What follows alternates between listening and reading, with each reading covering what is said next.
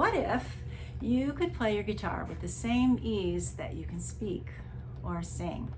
That is the goal, that is the result that you get if you do your guitar mastery exercises long enough, often enough. And so I'll tell you more about how it works. If you've been here a while, if you're familiar with the well-tempered exercises, this is very similar. I've, let's see, how do I say, modified the way I'm teaching them so much that I really needed to name it a new name. It's because we're playing guitar, and because the guitar is the way it is, and because what these kinds of exercises offer us on this instrument is just so stunningly wonderful. It makes us able to do things like magic. I mean, when it comes to transposing, for example, we don't even have to know the sharps and flats in the key. We just have to know our patterns, and we have to know where the first note of the scale is, and then we're off to the races. It is a very different thing playing a guitar than it is playing a piano or a flute or a tuba or something like that.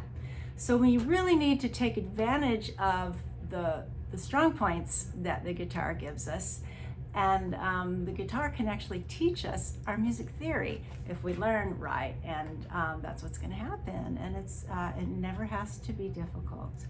I'll show you. Well, let me show you the first step. The first step is we're going to play this. I'm going to play with one finger so you can see what I'm doing. And it never has to be any more difficult than that. We'll be playing lots of wonderful things, but we will be learning one building block at a time. That's one building block, just like building a brick wall. And we'll be putting them together in a way that makes a lot of sense, and then these things will become innate.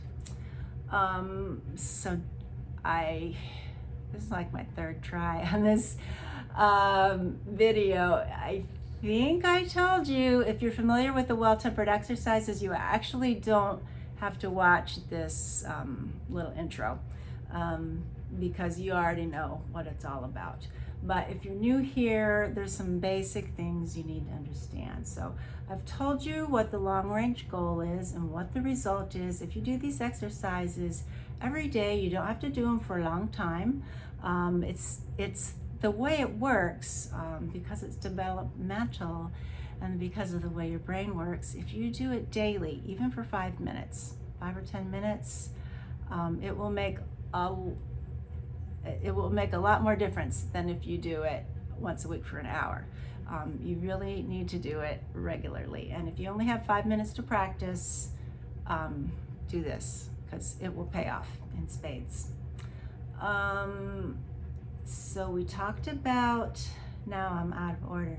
We talked about the result, which is, that's the long range result. I'm not talking about in a month or two you'll be able to play your guitar as easily as you can speak.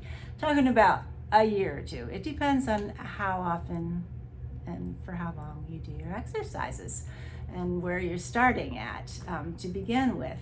But right away, no matter who you are, right away you'll have some ahas and you'll have some knowledge that will help you on your guitar journey, and it will make it easier for you to learn from other people who are teaching you about chords or anything about the guitar. It will make it easier for you to learn from other YouTube videos. So right away there's a payoff.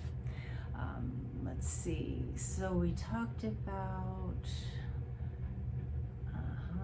music.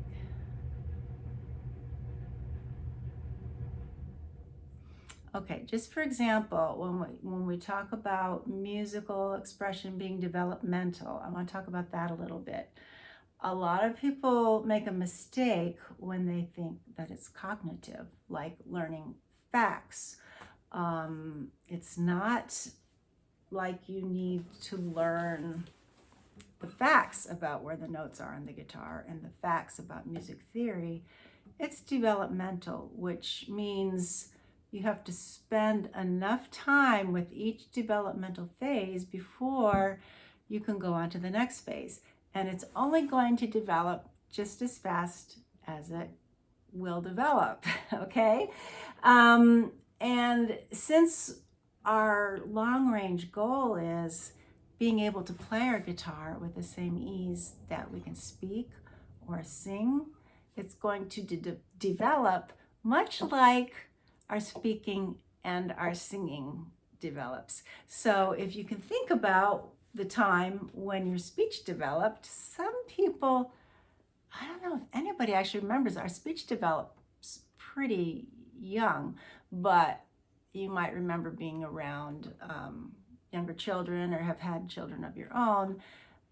When they develop, we don't help them learn to speak by saying, okay, like say we're talking about terry, like terry cloth on a towel, or carry, like I'm going to carry the towel to the bathroom.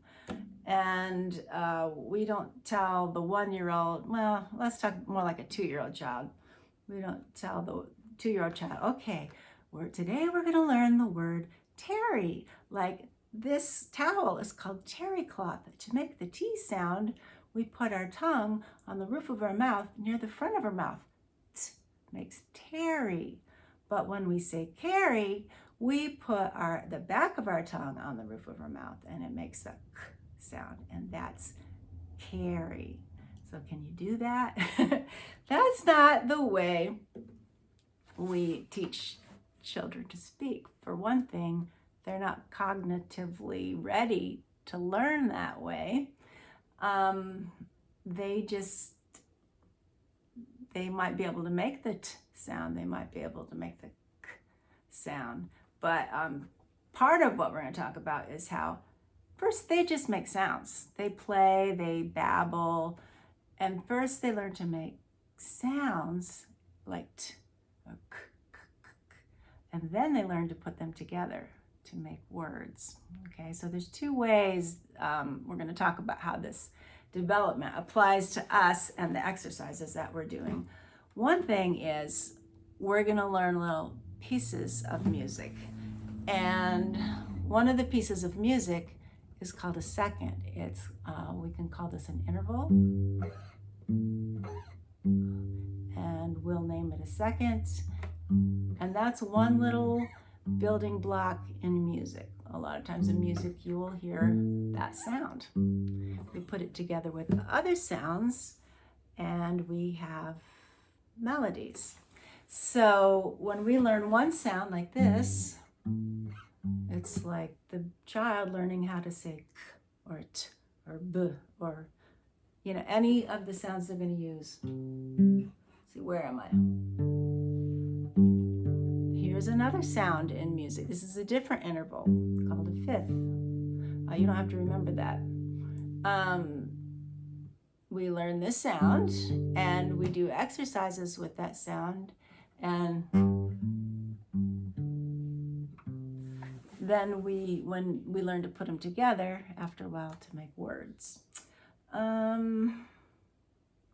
So two things there. We learn it developmentally by doing it, not cognitively, and we learn by learning little pieces and then learning how to put them together to make a sound that's meaningful. Here's the cool thing.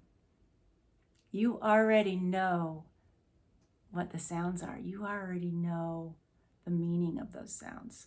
That's why you love music. When you hear it, you love it and you understand it. And the special intervals, you understand the feeling that they give you. For example, here is a major third. That's a major third. This is a minor third. Oh, what a bad sound I got there. It gives you kind of a different feeling than the major third.